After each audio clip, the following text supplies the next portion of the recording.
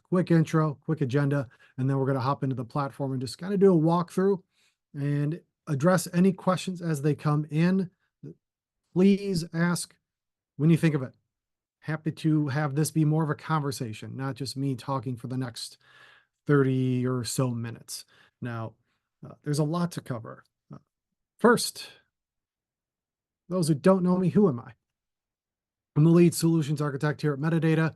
My background, I've been with Metadata, gosh, for 2.5 years about, which in startup world is a long time, but I've loved the growth that we've gone through from a product and service perspective. Now, before my time in the software world, uh, I was an agency guy. I did all this work that many of you have done in the native channels, from a Google, from a Facebook, a LinkedIn, a Twitter back in the day before it was called X, even SEO and email and really anything in digital. I'd say what brings me to be the best person to have this conversation is like my hands-on experience in the native channels. Now, this might date me a little bit, but back when the Google Premier Partner Program came out, uh, people had heard about it. There was no real guidelines that were shared publicly before its launch. I was a team of one at my last agency, managing over 5 million in annual spend across several different accounts. I just happened to be running things well enough to be named as one of the first premier partners. So my agency got the status, but it really was me, humbly stating. We found out that the premier partner program really celebrated the top 3 percentile of agency partners. So really, I was in the top 3 of all agency partners that Google was tracking. Pretty cool. What this means is, yes, we're spending a big amount of money. We're getting a certain conversion rate as well. And then we had people that were certified on top of myself. But the results piece, like we're generating a lot of leads, or at least what we're tracking. But what we're going to talk about is there's so much more beyond just the lead level and optimizing to that. But yeah, a lot of experience in the digital marketing side. And some people consider me a pre-sales and digital marketing authority. I've presented at many conferences, including a recent one in San Francisco for Consensus. They're a leader in the pre-sales space. And the logos you see here are groups that I've worked with on Google Ad strategies, B2B strategies, and so on. So like I've had my hands on the pulse of the B2B space for some time now. And there's some things that I continue to see. I do a lot of audits, and I know there's a couple groups here that I've done audits for. We're going to talk about what's missing in these native accounts. We're talk about how we really bridge those gaps between what you want to get out of your campaigns versus what you are getting when you run things natively. There's so much more beyond the lead, and there's the ability to truly protect your budget. Every dollar is being scrutinized more than ever before. I don't see a path where we get back to the days of 2, 3, 4 years ago where you just spend because you have the budget. Would that be nice? Maybe. But perhaps it was time for us to become more efficient and more intelligent with our spend. And the native channels don't necessarily support that. Now, I'd love in the chat, anyone that has worked with a Google rep. If you have a certain amount of spend, you probably have a Google rep that wants to meet monthly, possibly quarterly, and you probably have had a few reps as well. I'd love to know if you've ever heard a Google rep say, hey, we're excited that you're trying out a couple different campaigns. Let's have this run for 30 days, like a month. And then when we connect next time, we can then evaluate and take action then. If you've had that said to you, there are reasons why. Google and the reps in particular are incentivized to get you to spend more. Yes, poor little Google needs their money. Nowhere do they mention results until 30 days later. Why should we wait that long? So we'll talk about how we protect that budget. We can make actionable pieces happen far before a 30-day period. unless that's how long it does take for a particular experiment to work. So right now, I'd love to hop into the platform and just show you a couple of views of like the true value that metadata brings to Google Ads campaigns. Let me escape out of this. This report right here, if you're running Google Ads through metadata, you can find this in the multivariate performance piece and stats by keywords. Now, what we're looking at here for the most part is what we can see in the native channel. The keywords that we're bidding on, clicks, impressions, click-through rate, spend, leads, or conversions in the native side. That's it. I'd say out of the accounts that I audit, less than 10% have what we call offline conversion tracking. What that means is that there's a Salesforce or HubSpot connected, and we're bringing in additional metrics beyond just someone filling out a landing page form, like requested demo, newsletter subscriptions, stuff like that. So if that is not in place, Google, depending on the bidding strategy you have, is going to be optimizing towards what you're tracking. If it is just any contact us form, any form, we're going to optimize to get more of those. Great. Is there any value in them? Tough to say.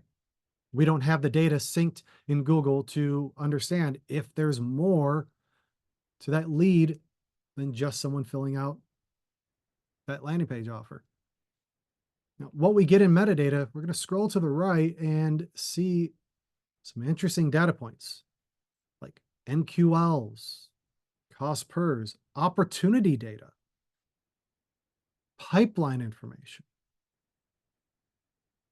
closed won, and we can sort to see which keyword is actually driven not just quality leads, not just opportunities and pipeline, but revenue. This, I think, is maybe the biggest differentiator between how metadata does Google versus how Google does Google. Unless you have offline conversion tracking set up properly, I should add, we don't know how much money we're driving, not just from our campaigns, not just from a particular ad group, but down to the keyword level. I now know in this example, keyword marketing automation drove me $400,000 plus of money. See the money signs on my background. That's what we're trying to generate more of ultimately. If we're going to be spending very relevant amounts of money, we need to be getting an output. And telling the story of leads no longer suffices. We can do that in metadata. We are connecting again to your HubSpot, to your Salesforce CRM to bring this data in. We're doing that automatically. This is also eligible for the other channels we support: LinkedIn, Facebook, Instagram. We can quantify every piece that we do down to revenue. If you have any hesitation about running Google Ads through metadata, or just curious, can we do this?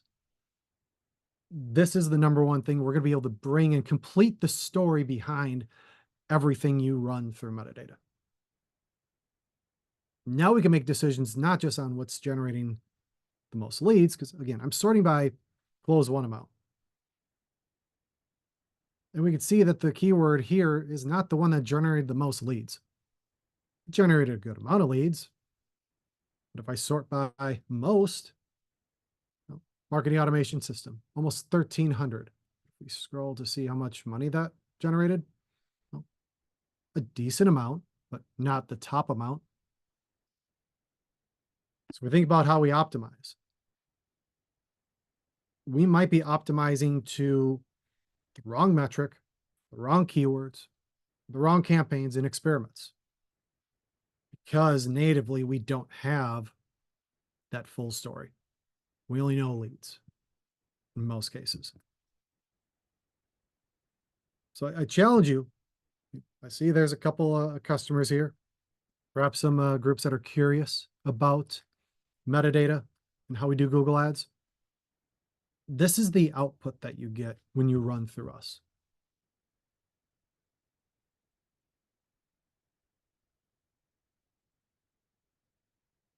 Now, the second piece, just to go back to the agenda, how do we optimize that? How do we use this information here that we have, influence opportunities, close one amounts, qualified leads, a lot of different metrics that we're not used to having at our fingertips.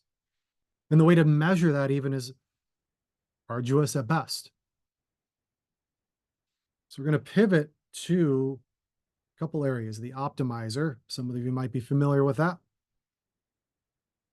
Let's go over here. So we have what we call budget groups. Right click and share that. Now, budget groups are a fascinating thing. That's really unique to metadata. Say 95 times out of 100, basically every single time I work with a client or a prospect, they have a specific budget for a channel.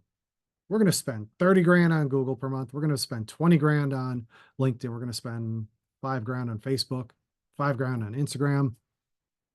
That's fine. Is that how it should be? Or should we be able to pivot where success is seen? Within the budget group piece, just go into an example.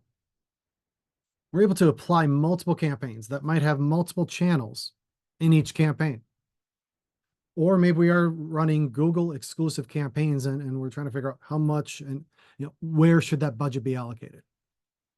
From a metadata view, we don't necessarily care which of these campaigns, these 6 in this demo environment, which one budget goes to. What we care about is we put budget where success is seen, and we take budget from where it's not. But first, we need to define what our success metric or metrics are. We have different optimization formulas available. Every account from the beginning is given these top 4. Lead. Yes, we do need to optimize the leads. I don't want to say that I was bashing optimizing the leads. We need leads first before anything else happens. But we know after someone comes in, many times it does result in a qualified lead. And some of those qualified leads result in opportunities. So if we now have this information available to us, we can actually optimize to this metric. If there's other metrics that are not part of the default 4, like sales qualified, meeting booked, very common ones, we can now choose that as what we're optimizing towards across every experiment within a campaign and metadata. One thing to note about Google Ads conversion tracking. If you go into your conversion tracking settings to see all the different conversion points you have, you're going to see a designation of primary and secondary. If a conversion action is listed as secondary, Google doesn't care about it. They'll report on it. You'll be able to see data for it if you have all conversions turned on as a column within campaign view, keyword view, and so on. But from an optimization perspective, those are not considered. Now, if you have a conversion action marked as primary, that is what Google does care about. What I often see is several different conversion actions listed as primary. And this is something I don't think a lot of people know, but let's say we have an account that has 8 different conversion actions listed as primary. There's no weighing between any of those 8. You either are primary or you're secondary. And if you're primary, you're just grouped in this bucket. Google will optimize to the primary bucket and not necessarily a specific metric like we can here. If influence opportunity is the metric we want to optimize towards, done. We've defined that. That is set, not just for Google, but for everything we run through metadata from a lead gen perspective. But we've said that this is our primary KPI. We get to have more control now over running things through metadata. Google often is this black box. I mean, all the ad channels have a black box to a degree. Google has made it incredibly easy for anybody of any experience level to quick activate a campaign to get you to spend that money. Then after the fact, you realize I've spent a lot of money without knowing what I was doing. Maybe that's part of where some frustrations come from here. Has anyone ever felt that way? You're like, I'm doing what I think is right, but I'm not getting the results that I want. I'm spending more than I want to. Why is that? And how do we make decisions on how to allocate budget one way or the other? It's an interesting piece that I think Metadata has done a really nice job of helping automate that optimization process and automate some of the management. A lot of you have large campaigns. We're talking significant spends, a lot of different campaigns and ad groups or topics. We want to call them that. We have different services, different products, different funnel stages, intent behind the keywords. There's a lot of different ways to break down how we build out the Google Ads campaigns.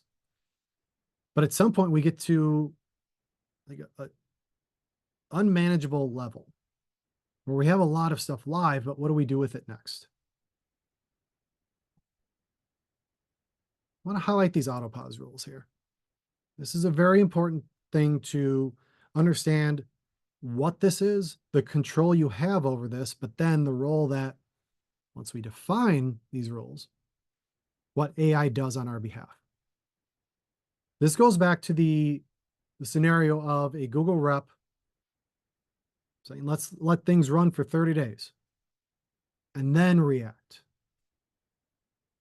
You should never, regardless of channel, you should never have a reactive paid media strategy. We should be able to tell in real time what's working and what's not. We should have an idea of what our statistical significance is to determine success or failure at a certain level. We ran an audit recently that uncovered a lot of spend on one specific responsive search ad that didn't yield a single lead. And note, the bidding strategy was max conversions natively. So that tells me it was supposed to be a lead generation campaign. That was the initiative. That was the goal, to get people to convert. A single ad, just that little responsive search ad, spent $21,000 year to date. 0 conversions of any kind. It equated to just over 10% of that account's budget so far. One ad. It's a bit of an extreme case, but it's very recent. It just happened a week or two ago. But I see this all the time. Different campaigns, different ad variations are running, perhaps in perpetuity, without oversight. This cannot happen. This should not happen. And it does not happen in metadata because of what we're looking at here. These rules are not dependent on a time frame. And there's many reasons why we might learn within a handful of days versus a 30-day window on if something is successful or not. Let's look at some of these rules here. Let's make it a little bit bigger. We may have an idea of what our expected conversion rate is. Maybe it's 1% to start, just as a easy math. We might be willing to give a different experiment 100 clicks. And if someone converts in that first 100 clicks, well, that is at least a 1% conversion rate.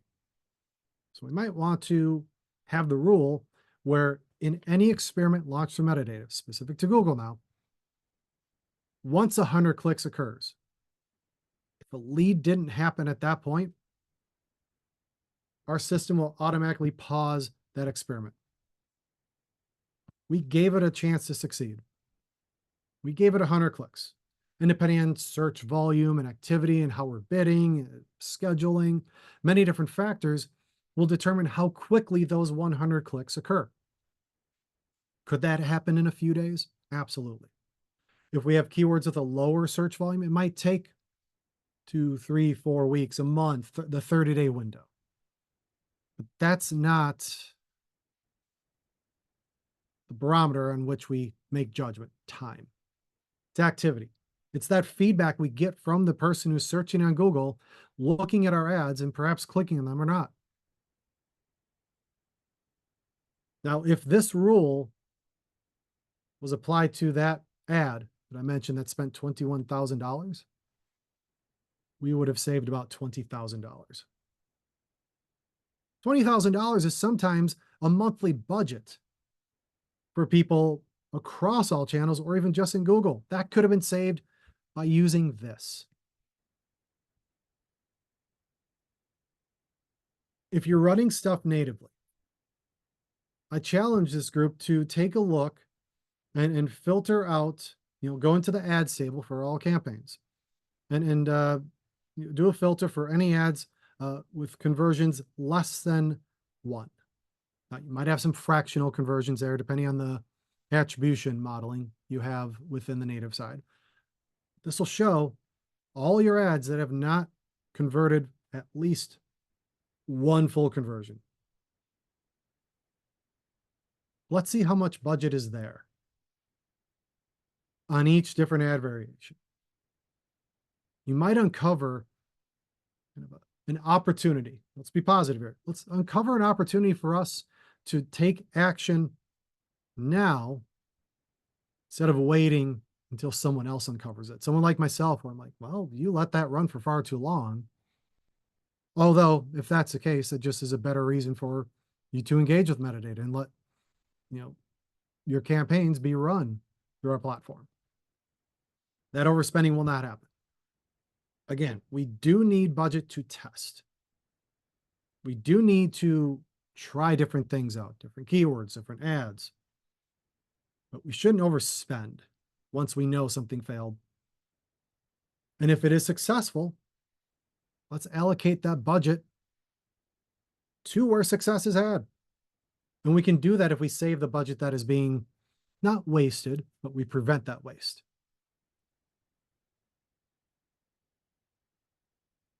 We have 2 different sets of rules from a lead gen perspective. This is just lead, the basic level of lead. Are we converting or not? Once we have that feedback in terms of quality, that's coming from your marketing automation tool. We set that up from the get-go. We actually have the same rules for qualified leads here.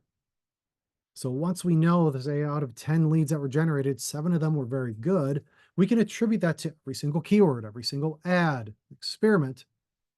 Now we've changed how we manage our campaigns. You might have certain ads that just generate leads. They're gangbusters. It's great. But the quality isn't quite there. Should we continue running those? You can control if that is a yes or no. And if it is a yes, we can now put thresholds to ensure we don't have overspenders and stuff that is not bringing us the success we require and desire.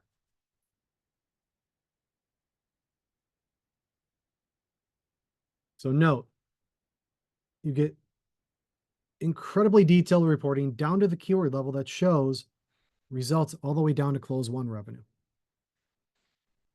You have the ability to automate the management and protect your budget from being that example that had $21,000 of spend on one single ad that didn't produce a single, not even a fraction of a conversion.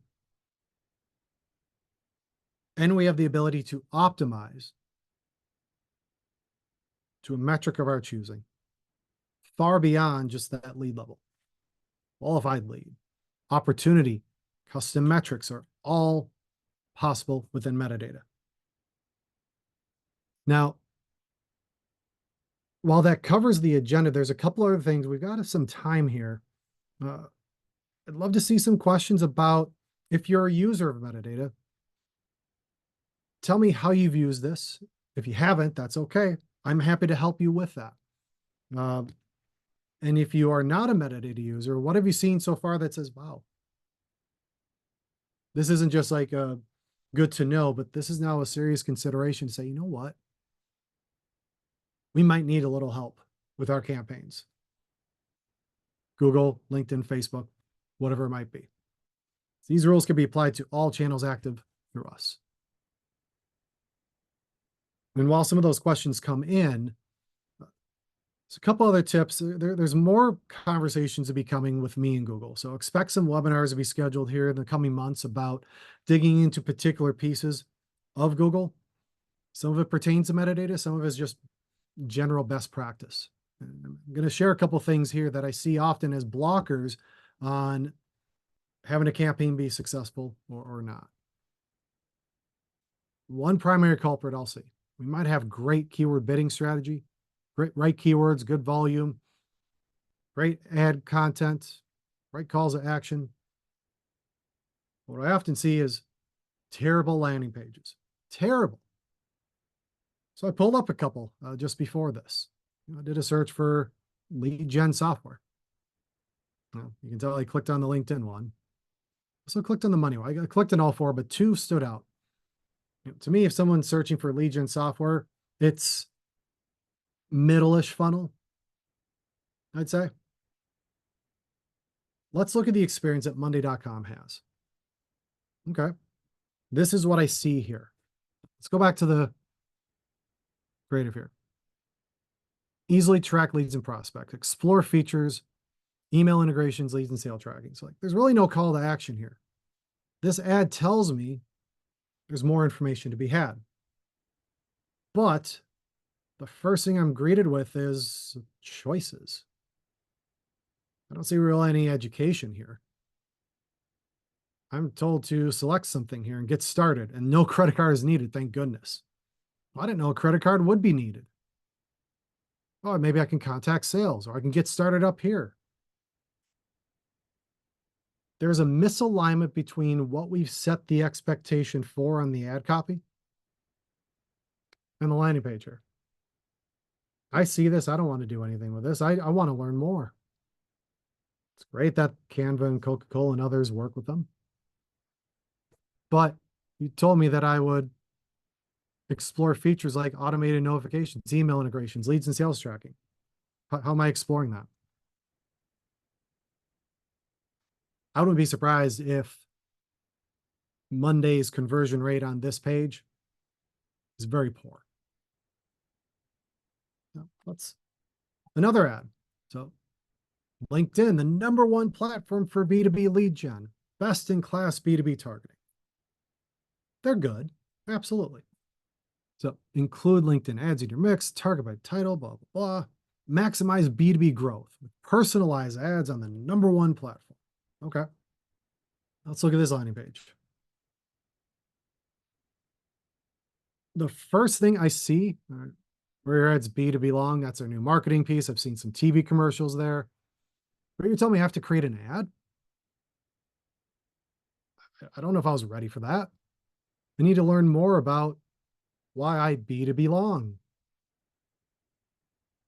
So if I'm not ready to create an ad, again, I'm looking at only what's above the fold here, the first thing that attracts my attention. I can either create an ad here or I can go to the top nav and create an ad. If I'm not ready to create an ad, you've lost me. I don't think anybody goes into their Google search ready to build a campaign.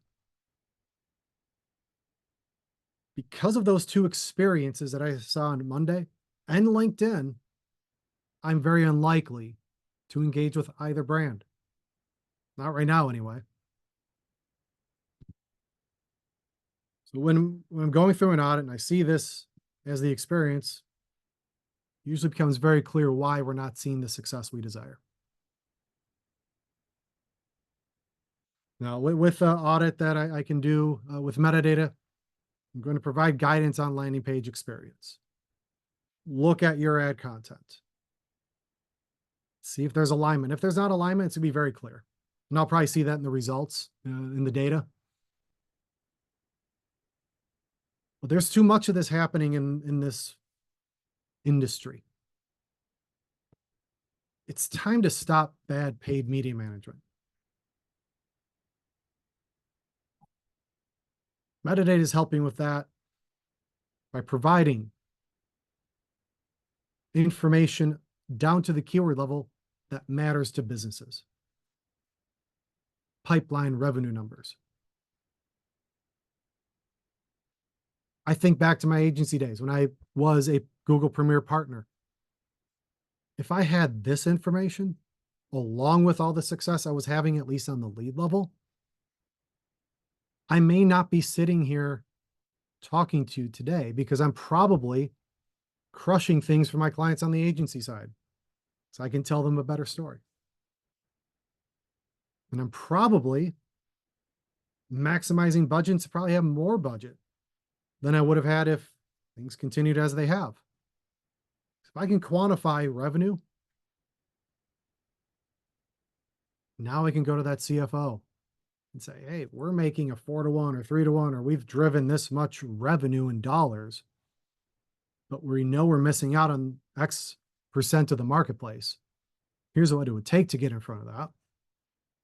That's a really good case to provide a CFO, your boss, a CMO, anybody.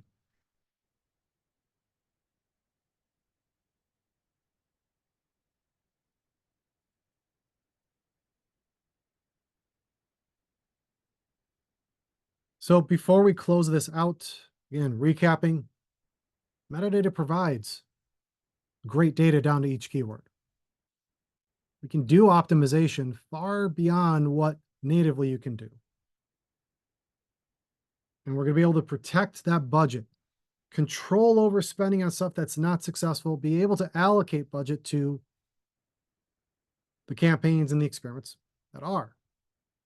Utilizing your budget better is going to give you that great case to ask for more money. It's going to build better potential to have more success within your accounts as well. A question, do we have any customer case studies running Google Ads with metadata that we can share? Yes, we do. There is one with Good Time. It is on our site. Let me pull it up over here and I'll put it in the chat. Bear with me for a second.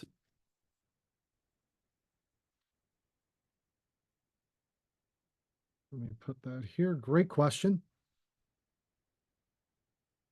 I'm going to type the answer. Hopefully everyone can see that. And we'll again put it in the chat too. There are others that aren't official case studies, but I'm happy to walk through some of those examples separately. So please, as a call to action,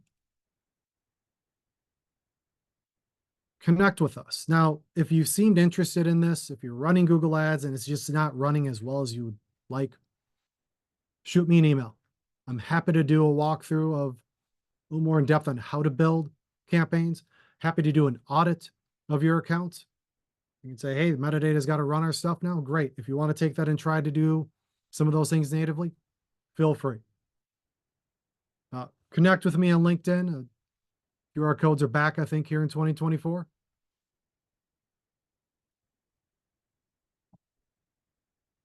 But I appreciate everyone's time for spending it perhaps over your lunch hour or after lunch. And if there are any questions after this, again, reach out to me, reach out to your account person here, your marketing strategy director. We're here to help to ensure that if you are running Google Ads as successful as possible, or if you haven't brought it over yet, let's see if it makes sense to do so. And I think it probably does. But I'm happy to be the one that helps walk through that with you.